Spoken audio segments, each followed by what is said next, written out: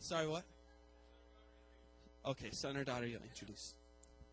This is my mom, Noelle, on the day of her birth.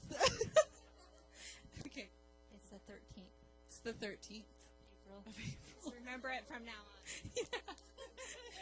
So, yeah, and I'm Mariah. I think you guys kind of know that. Okay. A story about Mariah. Mariah was born talking, and then she got words. And when she got words, she's never stopped. But I have a story, actually, her journey here to U of I. She came here sight unseen.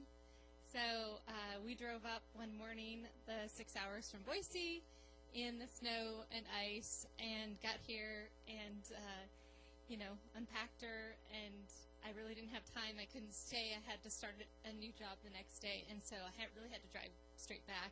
So we spent about 3 hours getting her settled, and as I was getting ready to leave, she looked at me and she said, I think I've made a big mistake. Will you please take me back to Boise? Because everybody was wearing camo.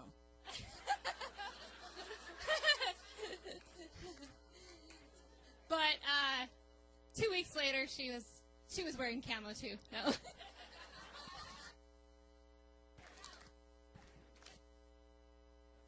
That's the Idaho I know, that's for sure. Thank you very much.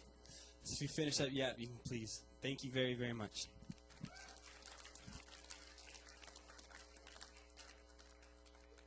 This is my mom, Vicki. I don't have any stories of Ellie. I was just telling Dan and his mom that I don't really have any of when Ellie was older. But she grew up on a ranch farm. We have about 180 acres, and she did all the chores you could think of, irrigating and, watching the butcher come and all that kind of stuff, and birthing cows with her grandfather. And one time, the neighbor up the road was out of town, and her grandpa and her great-grandpa, God rest his soul, came to the rescue. This neighbor that called and said, I think one of my cows is in labor. Can you go up and help? Sometimes ranchers have to help the cow come out. So Ellie was about 4, and she was going along with them, and they went up, and I don't know if you know, Ellie said, is this appropriate for church, because the cow prolapsed. Does anybody know what that means? Dan, do you know what that means? The stuff came out with the calf. So they called the vet, because that's an emergency. That's a veterinary emergency. So they called the vet, and Grandpa and Great-Grandpa were trying to fix it. It wasn't working, so the vet comes all screaming in, and then vet and Grampy try to get the calf back in, and Ellie just walks up there. She's about this tall, and she looks at Bill, who's the vet, who went to U of I, very educated man. She said, you know you're not going to get all that back in there.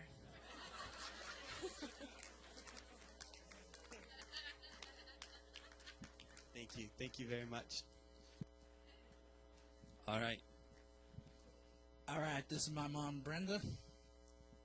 Well, there were many funny stories with Jonathan because things happen when Jonathan's around. And so one of the funny stories that sticks out in my mind was when he was 6, he had his 3rd big major surgery. And up until then, you have to know that he'd never had a runny nose. He had all these sinus issues and things, and they restructured his sinuses. And as he was recovering, the day we brought him home from the hospital that night, he starts screaming and just bloody murder. I come running in, and he says, there's stuff coming out of my nose, and I don't know what to do about it. So at 6 years old, he had to learn how to use Kleenex and how to blow his nose and that whole kind of thing. So. Thank you. Well, my name's Natalie, and this is my wonderful mother, Rose. Well, I was thinking about what to share about Natalie, and I share that she had to give up her pacifier when she went to kindergarten.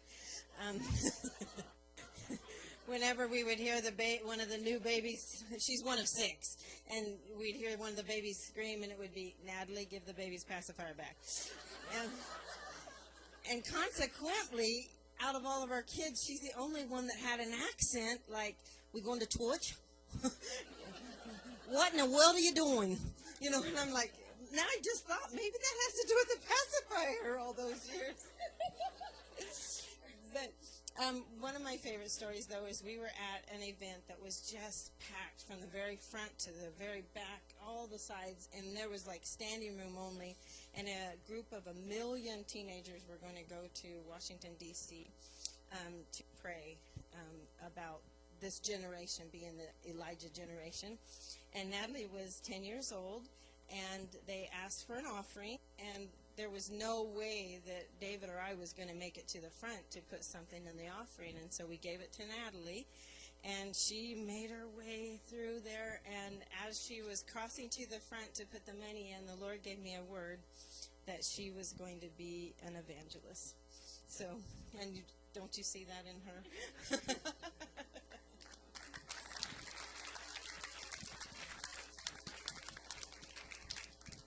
I'm Melissa, and this is my mom, Jenny. My daughter is very practical, so it's hard to come up with really funny stories. Practical. But shortly after we moved here about 10 years ago, she and her brother Ben, who is 2 years younger than her, made a pact of a little adventure. They were bored. And so Melissa said, if I can dress you up as a girl and put makeup on you and curl your hair, Ben said, well, then you have to do what I want you to do, and that was to wear a bucket on her head and what, some sort of boots? Yeah, like Ben's clothes. Ben's clothes and funny things, and then dance around and be silly. But, on camera. Oh yes, on camera. We did film the whole thing. To go on Facebook. Facebook was around back then. Okay, so it wasn't that shortly after we moved. Yeah, and so it was pretty funny watching Ben get all dressed up as a girl, and I think he got the short end of the stick.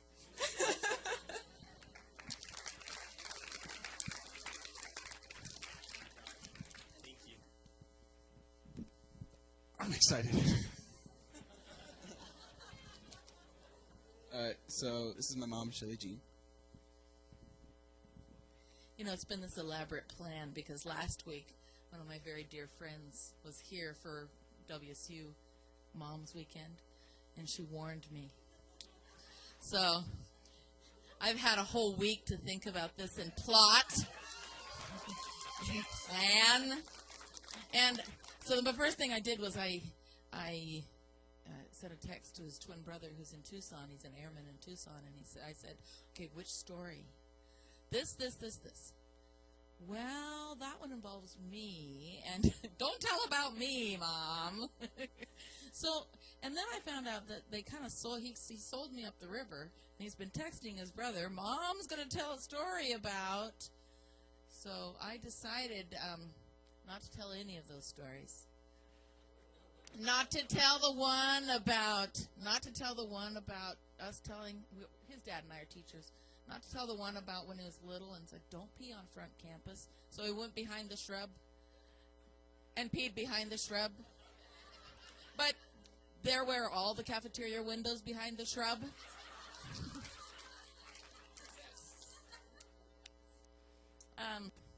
There's just so many about being locked in a locker with me.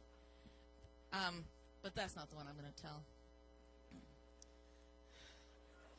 He has no clue. But I will tell you, as an educator, I felt like it was really important that my children got. That they had the chance for me to be their teacher. Especially with, the birds and the bees. I thought that was my job as a parent to make sure and teach about, the birds and the bees. And he's texting Emerson this story. So I had a golden retriever, and the twins were 5, and we decided that we should let the golden retriever have a litter of puppies. So we had some friends, and they brought their golden retrievers over. Their names were Buzz and Woody. And this is church. Sorry. And so they were in the backyard with my dog Persephone, and it was getting dark, and so we had the flashlights out there through the fence. Hey, you didn't want to hear a story you'd heard before. So we had the flashlights out there, and took two twin 5-year-olds and a 3-year-old, and we're watching the dogs. Mom, what are they doing?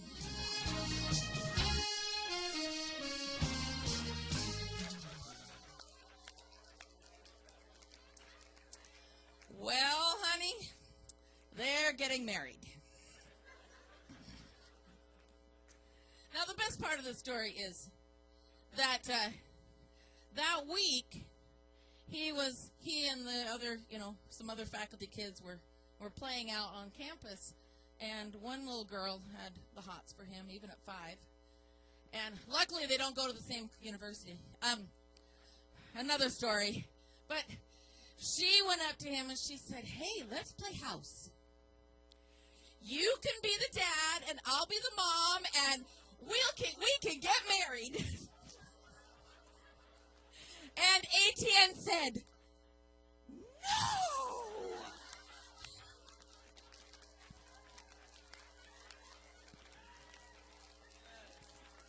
That was awesome.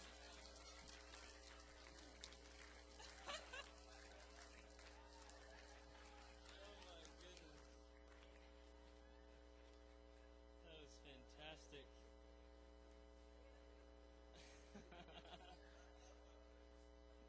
Alright, so I'm Dan. This is my mom, Debra. Well, I'm not sure we can top that, but anyway. So about 5 years ago, you sure you want me to tell the story? Okay. We were living in Atlanta, Georgia, and in the summertime, and Dan came to me one day and he said, "Mom, I want to play golf with a friend." And I said, "Okay." A couple hours later, he calls me and says, "Mom, I just got hit in the head." I said, "What?" He said, "I just got hit in the head." I said, "With a golf ball? Son, are you serious?" And he said, "Yeah." And I said, "Well, I'll be right there." And I'm thinking, how in the world does that happen? I said, "Who hit you in the head?" And he said, "I did."